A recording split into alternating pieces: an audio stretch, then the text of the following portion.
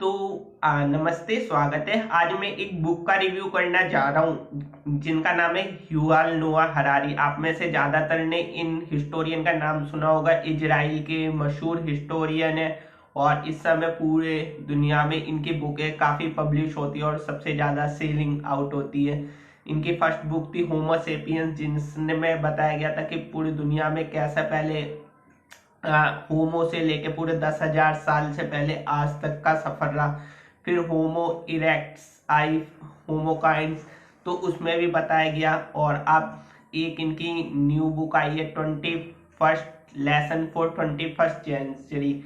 इसमें बताया गया है कि कैसे पूरी दुनिया में आने वाले 2050-2060 तक की क्या क्या प्रॉब्लम हो सकती है और कैसे इनका समाधान हो सकता है। तो इस बुक्स में सब कुछ बताया गया है कि 21st जो लेसन बताए गए हैं फॉर 21st सेंचुरी, क्योंकि पहले क्या होता था, अब क्या होता है और कितने सारे चैलेंजेस आ चुके हैं। तो क्योंकि ये काफी मशहूर हिस्टोरियन और काफी इनके इंटरनेशनल हर जगह ये अपनी बुक का प्रमोशन करते हैं, हर जगह बड़े बड़े राइटर और बड़ी बड़ी चीजों के बारे में बोलते हैं। और इनसे मेरी थिंकिंग काफी मिलती भी है, क्योंकि इनका सोचने समझने का जो तरीका है वो मेरे को काफी अच्छा लगता है और इनकी बुक पढ़ के काफी अच्छा लगता है। तो इन्होंने इसमें 21st चीजें बताई हैं, तो मैं उस पर आता हूँ। पहली चीज इन्होंने बताई है कि कैसे डिसल्यूसमेंट, यानी फर्स्ट जो पार्ट है उसमें इन्होंने बताया कि 21st सेंचुरी में क्या क्या थी, मतलब 20वीं सदी में क्या क्या चैलेंजेस थे। सबसे पहले एक था कम्युनिज्म थ्योरी, एक था फासिज्म और एक था, आप सब देख ही रहे हो, डेमोक्रेसी में क्या क्या होता है, लिबर्टी होती है।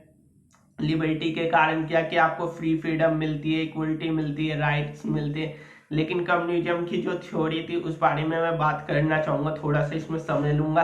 तो कम्युनिज्म क्या था, कार्ल मार्क्स की थ्योरी थी। कार्ल मार्क्स ने एक जर्मन फिलोसफर थे, उन्होंने एक बुक लिखी थी जिनका तो उस समय कम्युनिज्म एक बहुत बड़ा एक होता था। कहते कि हर चौथा आदमी उस समय कम्युनिज्म या कम्युनिज्म की थ्योरी को मानता था सारी दुनिया में।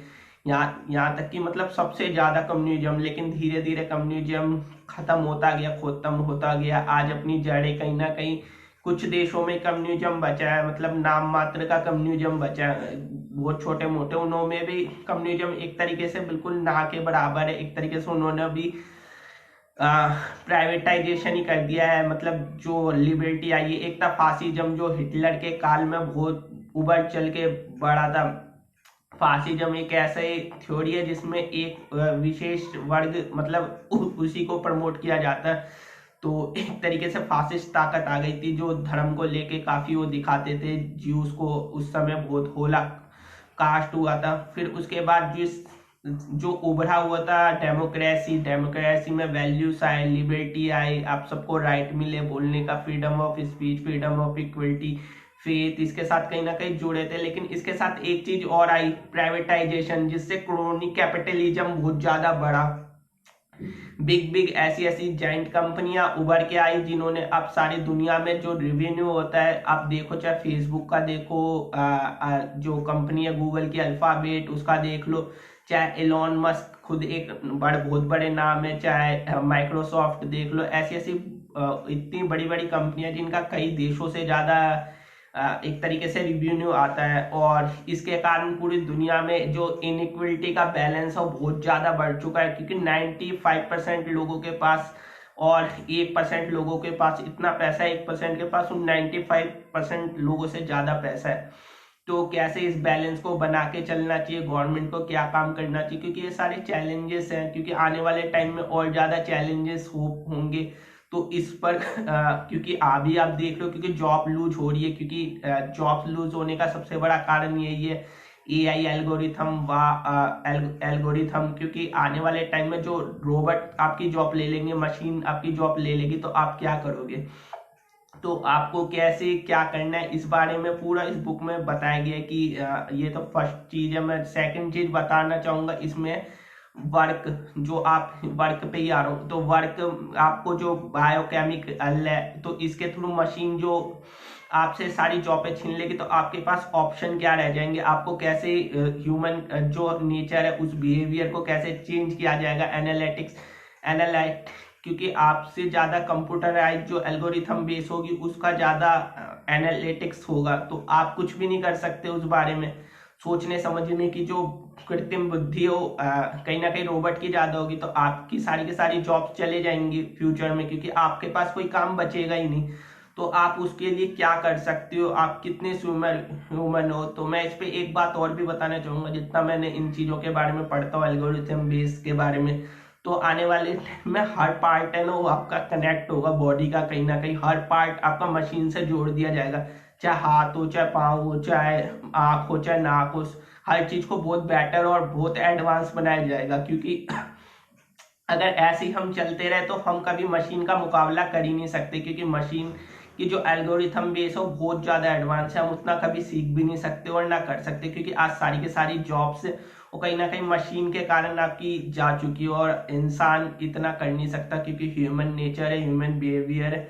तो साइंस फिक्शन के आगे इतना कुछ कर ही नहीं सकता, और उसमें दिन और दिन कितना डेवलपमेंट होगा साइंस फिक्शन का, तो ये और बात है, क्योंकि ग्रोथ उसकी बहुत हाई है, और या उस ग्रोथ को स्लो कर दिया जाए थोड़ा, क्योंकि ये सब होना तो है ही। और आपकी जॉब्स कितनी बचेगी, क्योंकि इसके लिए जॉब्स आपके पास होगी नहीं, तो कैसे हम एक ग्लोबल लिटिकल, क्योंकि बहुत बड़ा चैलेंज है, क्योंकि आने वाले टाइम में सबको job free, food free, market free, transport free, health, तो ये सब फैसिलिटी भी देना सबके लिए मुश्किल होगा। तो ये हम कैसे कर सकते, यूबीएस यूनिवर्सल बेसिक स्ट्रक्चर, क्योंकि मैं यूनिवर्स की बात कर रहा हूँ इसमें, क्योंकि वो कॉन्सेप्ट आएगा, क्योंकि नया जो अभी तक नेशनलिज्म का कॉन्सेप्ट था ये भी कहीं ना कहीं फेल होता हुआ दिख रहा है। तो नेशनलिज्म, अल्ट्रा नेशनलिज्म, चाहे फेंगुइज्म कहते हैं जिसे, बहुत ज्यादा जिसमें राष्ट्रीयता की भावना आती है, तो ये सब धीरे धीरे खत्म होगी, और हमें पूरी चीजों को हर तरीके को ग्लोबली देखना होगा, क्योंकि जो माइथोलॉजिकल जो हमारे में एक कॉन्सेप्ट है वासुदेव कुटुंबकम, अयम नीच परो वेति चे गणना लघु चेतसा नाम, ये मेरा, ये उसका, ये पढ़ा है, ये तो सब मूर्ख लोग बात करते हैं। जो सारा समस्त परिवार है ये सब हमारा ही है, तो वासुदेव कुटुंबकम की बात कर, ये तो हमारे शास्त्रों में कहा गया है कि होल्ड वर्ल्ड सिंगल फैमिली, तो पूरी दुनिया को एक उसके दायरे में लाना जरूरी होगा। तो मैं ये सब बातें इसलिए बता रहा हूँ क्योंकि ये सब इन्होंने अपनी बुक्स में बताया, मैं कोई अपनी तरफ से कोई थोड़ा बहुत ऐड कर रहा हूँ, प्रिडिक्शन कर रहा हूँ, क्योंकि आने वाले टाइम में जो दिख रहा है वो कर रहा हूँ, क्योंकि एनालिटिकल माइंड होगा, हर चीज को मशीन के साथ कनेक्ट कर दिया जाएगा, बायोमेट्रिकल होगा, आप सबको शहर सारे के सारे स्मार्ट सिटी में कन्वर्ट हो चुके होंगे, हर जगह सेंसर लगे होंगे, तो आप करोगे जाओगे कहाँ पे, आपकी हर चीज फेस रेकॉग्नाइज टेक्नोलॉजी आ चुकी होगी, आपका हर तरीके से बिहेवियर नोट किया जाएगा, आप क्या सोचते हो, क्या समझते हो, थिंकिंग प्रोसेस आपका सब कुछ समझ लिया जाएगा, क्योंकि लॉट आ चुके होंगे आईओटी जिसे कहते हैं। तो इन सब चीजों के कारण इंटरनेट ऑफ थिंग, तो उस समय आपको देखना होगा कि आप क्या कर सकते हो, क्या वाकई में पॉपुलेशन इतनी ज्यादा है, इसी रफ्तार से बढ़ती रही तो, और फ्यूचर में जो एपिडेमिक आएंगे, जैसे अभी पेंडेमिक आ रखा है, तो उससे बचने के लिए क्या होगा। और जो इन्वायरमेंट पे मैं बात करता हूँ, अब इन्वायरमेंट को लेके बहुत बड़ा इशू उठाया है इस बुक में, तो इन्वायरमेंट को लेके आप सब देख रहे हो, डेजर्ट कैसे बनते जा रहे हैं, शहर कई शहर डेजर्ट बनते जा रहे हैं, डिस्फॉरेस्टमेंट होता जा रहा है, क्योंकि वनों की कटाई हो रही है, अमेजोन का जंगल आप देख रहे हो, ऑस्ट्रेलिया में बुश फायर देखा था आपने, इसके बाद आप देख रहे हो ग्लोबल वार्मिंग जो, और ओशन का लेवल धीरे धीरे बढ़ता जा रहा है, इसी तरीके से 2 सेंटीग्रेड हमें, क्योंकि ग्रीन हाउस गैस इसको कम करना होगा, तो इसके बारे में इन्होंने बताया कैसे हम इसे खत्म कर सकते हैं और एक नई दुनिया में एंटर कर सकते हैं, क्योंकि अभी हम जिस ग्रह में रहते हैं अर्थ में, हम दूसरे दूसरे ग्रहों के भी डिस्कवर कर रहे हैं, इनोवेट वहां पे जाने तक का देख रहे हैं, क्योंकि मार्स तक पे जाने तक का सपना दिखा चुके हैं, तो ऐसा नहीं है जा नहीं सकते। तो इन सब पर, क्योंकि हम अपने इस प्लेनेट को तो हमने बिल्कुल खराब कर ही दिया है, तो ये सब देखना होगा, क्योंकि हमारे जो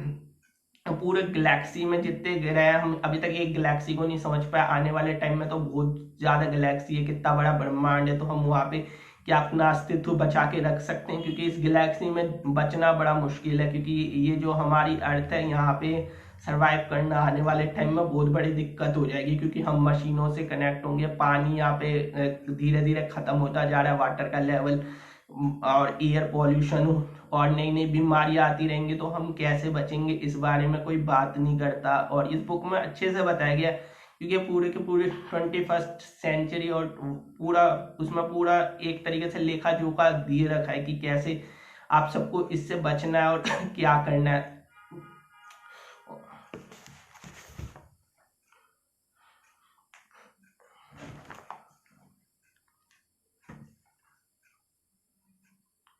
तो टेक्नोलॉजी के बारे में मैं धीरे धीरे बताता रहता हूँ। रिलीजन क्या होगा, गॉड क्या होगा, इसमें ये भी बताया कि रिलीजन के थ्रू हम कैसे अपने आप को गॉड और मेडिटेशन इन सब चीज़ों के बारे में भी इसमें बताया गया कि मेडिटेशन यानी हम अपने आप को अंदर से कैसे जान सकते हैं, हम क्यों दूसरे को हम सरवाइव इधर उधर जाते हैं, तो हम अपने अंदर ही देख सकते हैं कि हमारे पास सारी चीजें होती है लेकिन हम इधर उधर भागते रहते हैं। ये चीज बात सही है, क्योंकि ना जो गॉड का अस्तित्व होता है, गॉड पार्टिकल, जिसके लिए हमने मशीन भी बनाई थी, इधर उधर सारी दुनिया में गॉड पार्टिकल की खोज कर रहे थे, लेकिन वो सबके अंदर होता है। जैसे एक होता है ना मस्क, कसूरी कहते हैं जिसे, हिरन के अंदर होता है, वो इधर उधर भागती रहती है उसकी तलाश में, लेकिन वो उसी के अंदर होता है। ऐसे ही ना गॉड होता है। मैं तो वैसा मानता नहीं हूँ, आपको पता है मैं एथिस्ट हूँ, तो अगर होता भी है तो आप सबके अंदर होता है। हम पूरी दुनिया को चेंज कर सकते हैं अपनी नई सोच के कारण, लेकिन हम ऐसा करते ही नहीं है, क्योंकि हम इधर उधर भागते, कोई इधर जाता है कोई उधर जाता है। मैं किसी धर्म का नाम नहीं ले रहा। और एक बहुत बड़ा फोकस होना चाहिए आने वाले टाइम में टेररिज्म। टेररिज्म के कारण बहुत बड़ा संकट है, क्योंकि जितने लोग किसी ना किसी बीमारी में मरते हैं, सड़क हादसों में मरते हैं, उससे भी कई ज्यादा लोग टेररिज्म में भी मारे जाते हैं आज के युग में। चाहे आप अफ्रीका ले लो, चाहे मिडल ईस्ट ले लो, चाहे साउथ एशियन कंट्री ले लो, अमेरिका में 9/11, तो इस कारण काफी लोग मारे गए हैं और टेररिज्म के कारण, क्योंकि ऐसे ऐसे एजेंडा चलाते टेररिज्म के नाम पे कि आतंकवाद का सहारा लेते। तो ये धर्म क्या वाकई में अनिवार्य देता है कि धर्म इतना वो हो चुका है कि वो आपको एक तरीके से इतना झोंक देता है कि इसे मारो इसे करो, क्योंकि धर्म में बहुत सारी बाउंडेशन आती है। आप अगर वाकई में धर्म को मानते तो उसमें कंपैशन आता है, फेथ आता है, आस्था जुड़ी होती है, आप सत्य बोलते हो। लेकिन आज धर्म के नाम पर ही सबसे ज्यादा हत्या हो रही है।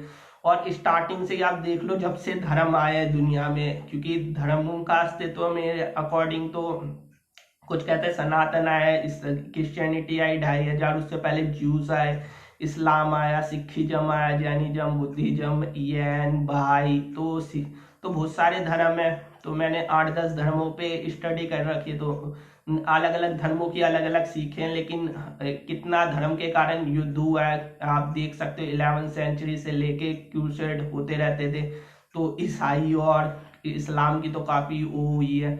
अभी भी आप देख सकते हो सारी दुनिया में एक एजेंडा चल रहा है, तो इसमें मीडिया को कैसे बचना होगा, फेक न्यूज जो आते हैं उसको कैसे कंट्रोल करना होगा, क्योंकि फेक न्यूज का एक बहुत बड़ा एजेंडा है। तो आपको सबको एक मिलकर अगेंस्ट टेररिज्म के खिलाफ एक प्रोटोकॉल साइन करना होगा, क्योंकि जितनी भी दुनिया में टेररिज्म होते हैं उसके खिलाफ सबको साथ में मिलकर बात करनी होगी। अगर टेररिज्म को लेकर कोई एक देश अभी खतरे में, तो हो सकता है आने वाले टाइम में वो दूसरा देश की भी वही स्थिति हो। तो टेररिज्म से बचने के लिए सबको साथ में मिलकर आना होगा, सारे देशों को एक यूनाइटेड एक कुछ बनाना होगा, संगठन, ऑर्गेनाइजेशन, ताकि टेररिज्म को कम किया जा सके या खत्म किया जा सके। क्योंकि इसके लिए फीस रेगुलर, क्योंकि ये बहुत अच्छी टेक्नोलॉजी, पता चल जाएगा कि कौन क्या सोच रहा है, क्या समझ रहा है। जो भी टेररिज्म के बारे में सोचेगा तो उसका बारे में पहले ही पता चल जाएगा। Thank you so much.